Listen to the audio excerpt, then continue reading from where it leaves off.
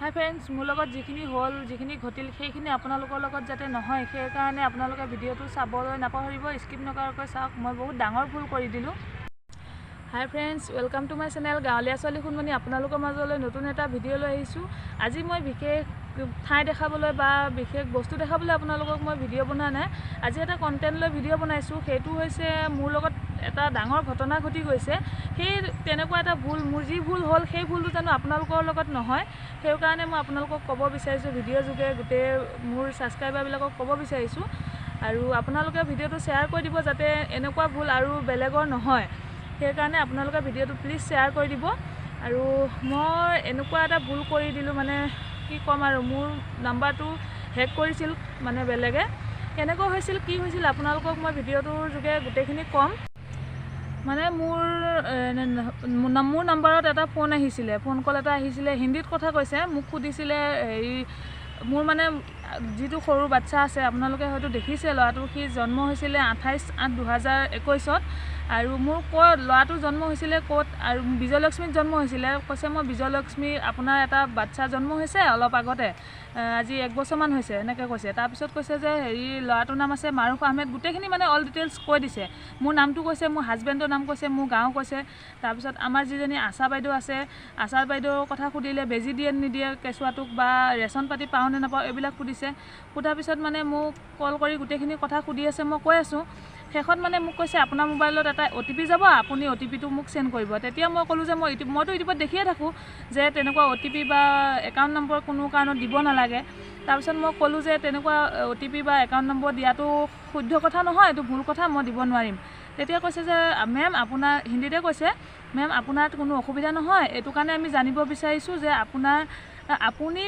যিখিনি মানে অঙ্গনবাড়ী কেন্দ্ৰৰ পৰা যিখিনি সুবিধা পাব লাগে আপুনি সেইখিনি সুবিধা পাইছে নে না তাৰ এটা ষ্টেটমেন্টৰ কাৰণে আপোনাৰ তথ্যখিনি লাগে তেনেকৈ ক'লে তাৰ পিছত মই তথাপিটো দিব বিচৰা নাছিলো শেষত মানে বহুত জোৰ কৰি আছে মানুহজনে কৈছে এটো আমি একো হেৰি নকৰো আপোনাৰ পৰা আমি শুদ্ধ তথ্য পাইছো বুলি এটা মানে ষ্টেটমেন্টহে লৈছো আপুনি ওটিপিটো দি দিয়ক পিছত মই তেনেকৈ ওটিপিটো দি দিলো দি দিয়া পিছত মানে অকমান সময় পিছত মোক ফোন মাৰিছে যে আপোনাৰ SBI একাউন্ট আছে নেকি তেতিয়া মই কলো মোৰ SBI একাউন্ট নাই আমি তেনেকুৱা পইচা লেনদেন নকৰো একাউন্ট মোৰ গাঁৱলীয়া বেংকত এটা একাউন্ট আছে অসম গ্ৰামীণ বিকাশত তাৰ পিছত কৈছে তাত পইচা লেনদেন কৰে নে মই কোনো পইচা লেনদেন নকৰো কৈছে আপোনাৰটো একাউন্ট নম্বৰ এটা দিয়া হৈ আছে আপোনাৰ বাচ্চা জন্ম হওঁতে হেতু SBI একাউন্ট আছে মই বলো মোৰ SBI একাউন্ট নাই এতিয়া কলো মই নামটো একাউন্ট হোল্ডাৰৰ নামটো কওকচোন তেতিয়া কৈছে ৰঞ্জনা দাস মই কৈছো মই মুছলিম পৰ্যায়ৰ ছোৱালী কোনো দাস নামৰ আমাৰ ইয়াত উপাধি নাই হেতু মোৰ একাউন্ট নহয় তেতিয়া কৈছে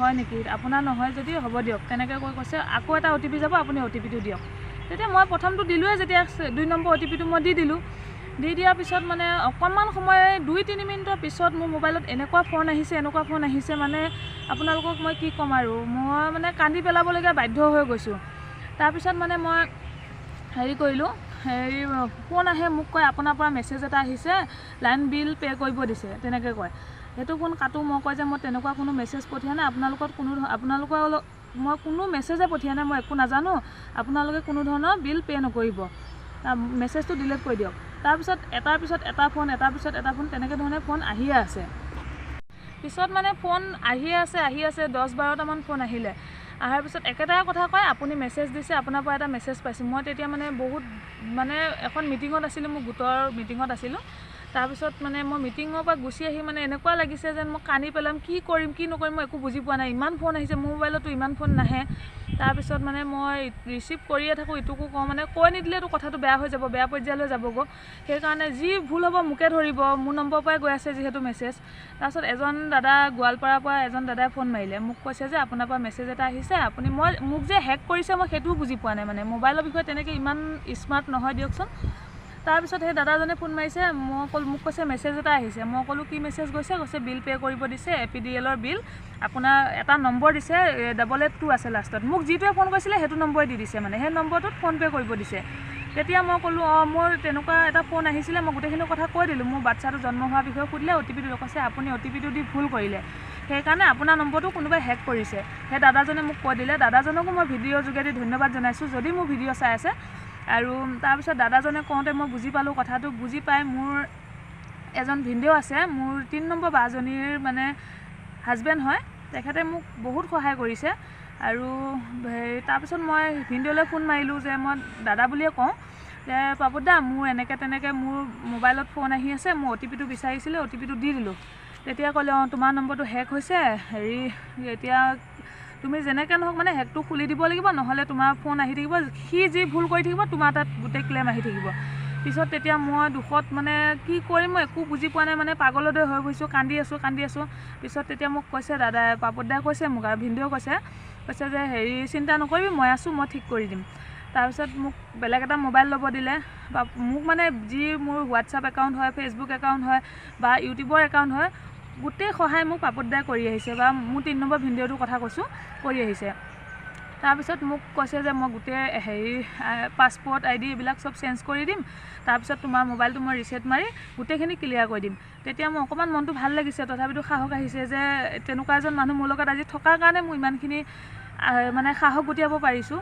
তাৰপিছত মোক পাপু দাই ক'লে যে তুমি কৰা, তুমি তোমাৰ হাজবেণ্ডৰ মোবাইলটোৰ পৰা মোলৈ ফোন মাৰা, তোমাৰ মোবাইলটো কাৰণ অফ হৈ যাবতো।